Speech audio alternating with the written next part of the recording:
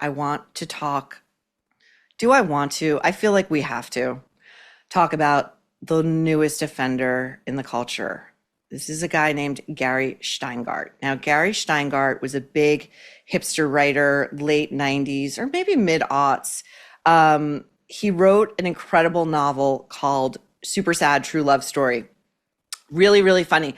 First three quarters of it are great. And then it kind of falls apart in the last quarter of the book, but it's forgivable because it's so original. And in that book was set in, I want to say like 2010 New York. And he saw a lot of things coming. Like in his Manhattan, everybody was walking around with wearable tech. And the people in his novel who were like in their 20s, like hipsters in their 20s, would walk into bars in the Lower East Side, and your wearable tech would have your credit score and like your affability number, and that would go from 1 to 10, and your affability number was directly linked to your credit score. So anytime you walked into a bar or a nightclub, like that would go off and ping, it was funny. It was funny.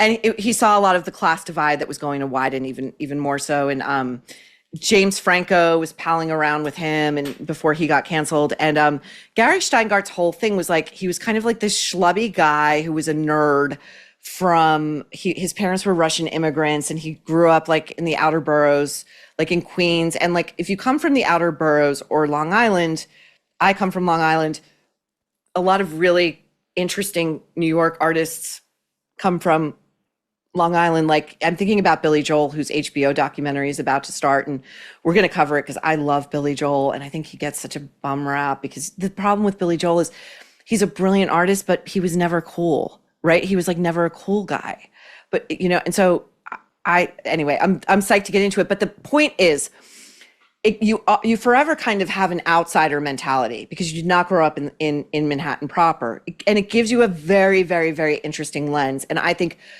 it gives you an edge because you come at things as an outsider, and you're inherently kind of skeptical of what's right in front of your face. And I knew Gary Steingart was beginning to lose it with his last novel, which was called Our Country Friends, and it was about a bunch of like middle-aged New Yorkers who during the pandemic retreated to their house upstate and had a comedy of manners. And I thought, okay, I see where this is going. And now we've reached our logical conclusion, which is a piece in the New York Times, in which Gary, they tell us, has recently turned into can I just show you a picture of Gary? This is a picture of Gary, okay? This is a picture of Gary.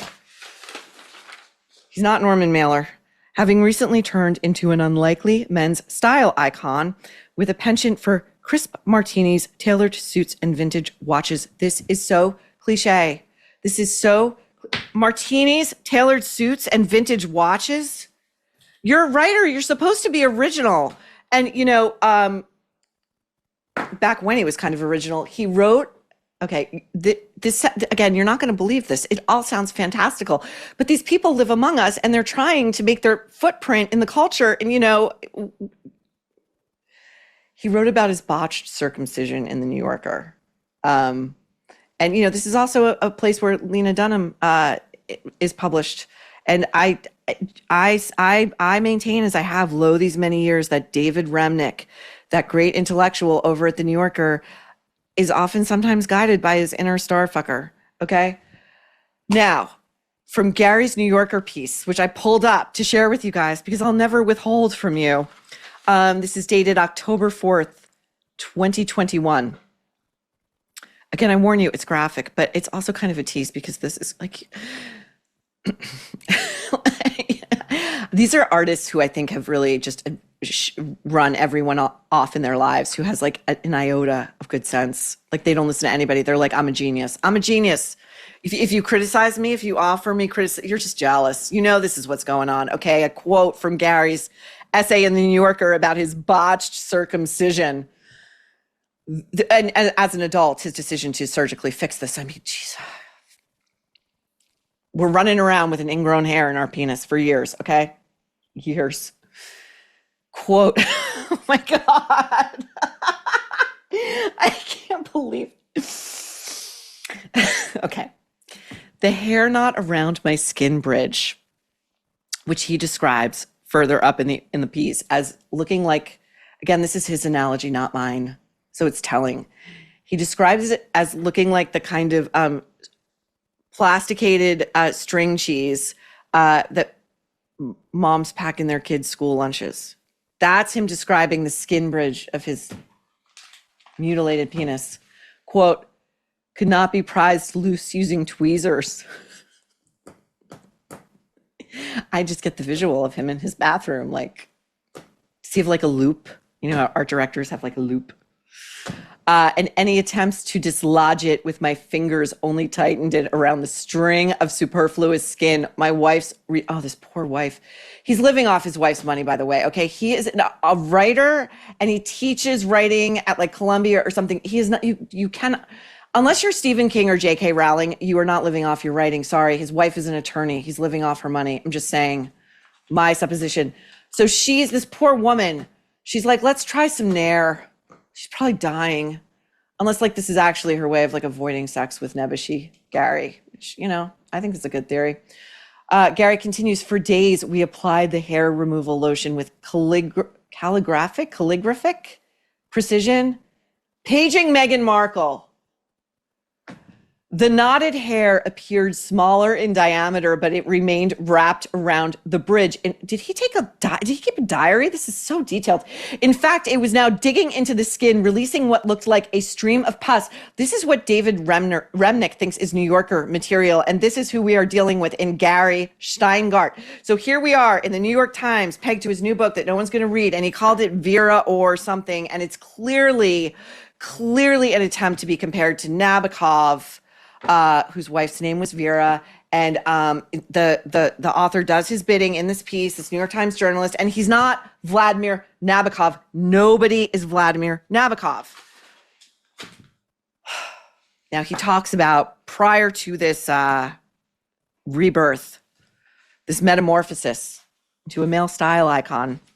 He's rivaling Brad Pitt on the red carpet. Okay, he's as a professor of creative writing at Columbia. I was right. He recalled showing up for an evening with the university's president, dressed in, quote, I don't know, a diaper. This guy sounds as stunted as Lena Dunham. Just grow up. Grow up. I continue reading from this Times piece, which, by the way, look at this. This looks like you know when the feds released the images that they took of the baby oil at Diddy's, residences. This is adjacent to that. This photograph the New York Times took of Gary's luxury watch collection. And you're just gross if you're doing this. You're shoving your good fortune in people's faces. It's one thing to be like, yeah, I'm doing okay. Like, I'm enjoying life. It's another to shove your your material belongings. Oh my God. Okay. And I quote, but there was no sign of diapers now. At his Gramercy Park apartment, Gramercy Park, where Carrie Bradshaw lives, we're getting to her. Mr. Shteyngart changed into a $10,000 suit made for him out of 6-ply Italian milled wood by the Japanese tailor Yuhi Yamamoto. I think this is clearly different than Yohei Yamamoto. Because he wrote about the suit for The Atlantic, Mr. Shteyngart was allowed to keep Mr. Yamamoto's bespoke creation. Journalistically, that is a no-no. No.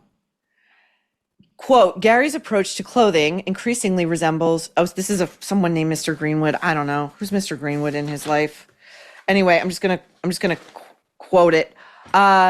His approach to clothing increasingly resembles his approach to watch collecting, taking pleasure in not only how things look, but how they're made, why they're made that way, and who made them. Mr. Greenwood then compared Gary's style to that of literary giants like Norman Mailer, no, and George Plimpton, no. No, and no. It was hard to ignore the Patek Philippe Aquina, Bye, Gary. Bye.